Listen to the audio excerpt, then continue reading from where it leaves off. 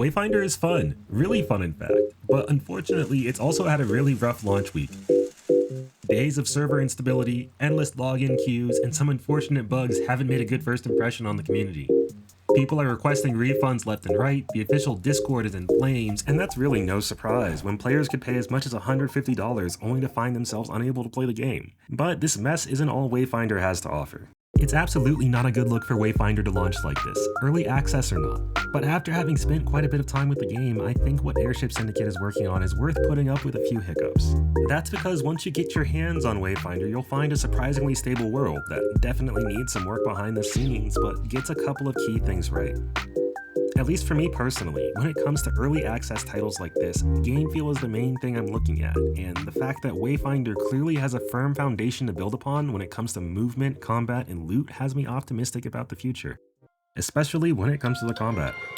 It's not perfect, but it's in a really solid place. Melee was a little awkward at first, almost floaty but not quite, but once the pace of engagement, spacing your attacks, and managing stamina clicked for me, so did Wayfinder. You've got your standard light and heavy attacks as well as jumping, dodging attacks, and 4 special abilities. It's a simple but effective combat system that keeps you on your toes and encourages you to keep moving. So far, the basic gameplay loop comes from a combination of playing around your weapon archetype and skills. For example, my daggers deal more damage and improve my iframes the longer I can keep a combo going, whereas Sword and Board offers more defensive options and a great sword is better at dealing mass damage across wide areas. A lot of the nuance though comes from the stamina system. Dodging, sprinting, and parrying all use stamina in combat, and the bar drains faster than you'd think, so more difficult fights often boil down to watching enemy movesets and learning when to dodge, counter, or press the offense. If I swap to a gun though, that moveset changes entirely to a standard reticle with an active reload.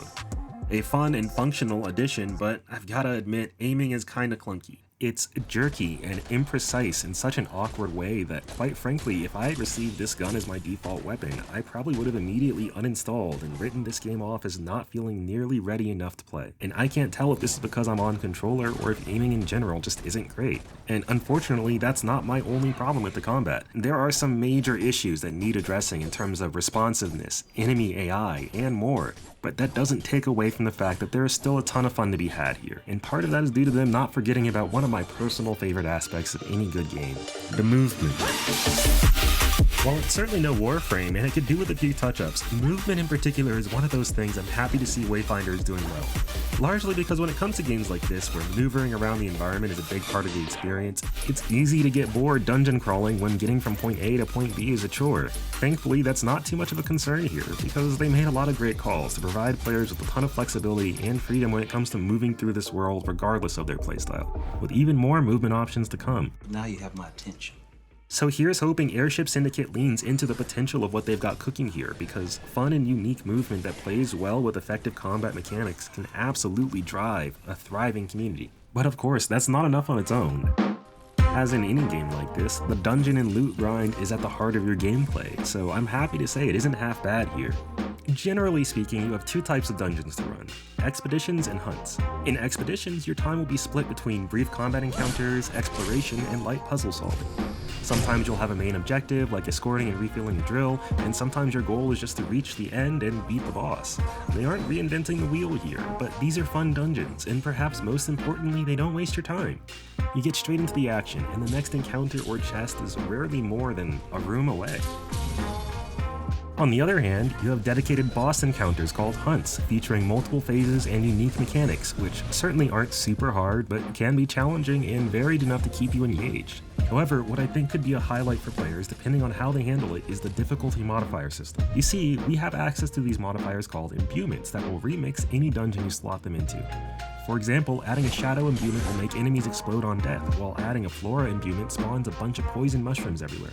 What makes things truly interesting though is by combining imbuements you'll be able to create increasingly challenging runs that will reward you with even better loot based on the difficulty, with drop rates increasing and even exclusive loot available for specific imbuement combinations. All of which is music to my ears because it's hard to go wrong with targeted loot. Especially in a game like this where the gear grind is likely to be the main draw. Just like Warframe, one of the primary ways you'll acquire new characters and gear is through farming targeted activities for crafting parts. But unlike Warframe, there's no real-time delay for crafting. It's hard to say exactly how long the grind will be to get new stuff, but so far it doesn't seem too bad, and I'm getting a feeling that the biggest in-game grind might be resources and perhaps more importantly, echoes. If you played Warframe, these are mods. If you played Genshin, these are artifacts. Basically, they boost your stats, and if you find yourself stuck, it's probably because you need better ones. Outside of that, you level up your character, their skills, your weapon, affinities, echoes. Basically, there's a lot of ways to use your resources to make your numbers go up. It's kind of a lot initially, but at least for now, I wouldn't be surprised if, once again like Warframe, while it takes a bit of time investment to get your first few weapons, characters, and echoes, by the time you hit the end game and have a few builds and know what you're doing, the grind won't be too bad. Which is a huge relief for me, because one of my biggest concerns with Wayfinder was that the grind would be ridiculous for the sake of pushing us to the cash shop or battle pass, and so far that doesn't seem to be the case. That doesn't mean Wayfinder doesn't have other monetization problems though. In fact, practically as soon as the servers went live, the community was quick to call out Airship Syndicate's anti-consumer pricing model that pushed players to buy more currency than they needed to afford what they wanted. And of course, any game that sells weapons and characters for real money absolutely deserves scrutiny. So, is this game predatory?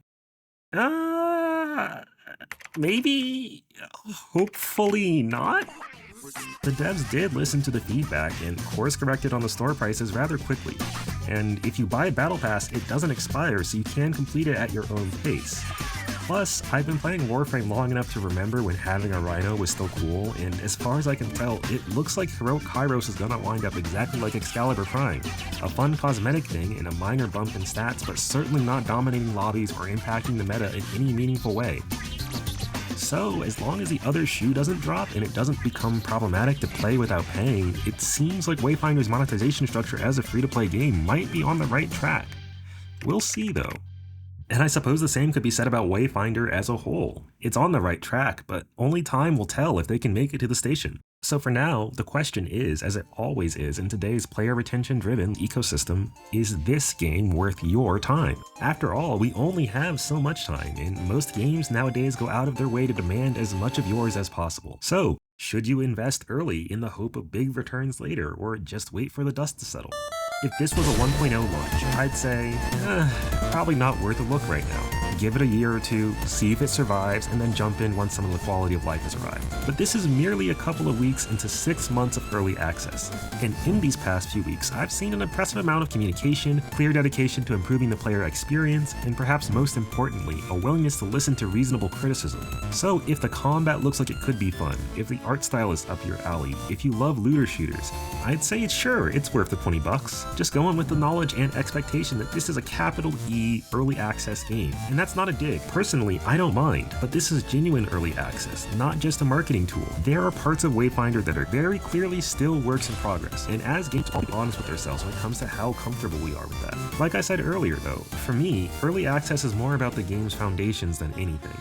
And in that department, Wayfinder has potential for days, so I'm optimistic. Congrats to Airship Syndicate for weathering their first few storms, and here's hoping they live up to the potential of Wayfinder and the game doesn't wither away like so many other live services. Of course, only time will tell, so subscribe, and hopefully I'll be sitting here 6 months from now telling you Wayfinder is fire and everybody should try it. But for now, thanks for sticking with me, and I have one last question for everyone who did. Do you think Wayfinder has legs, and can they really fix enough for the game to survive and maybe even thrive? My favorite thing in the world is hearing what people have to say about the games they love, and I'm genuinely curious to know what you all think, so comment below, and let's talk about why it's fun,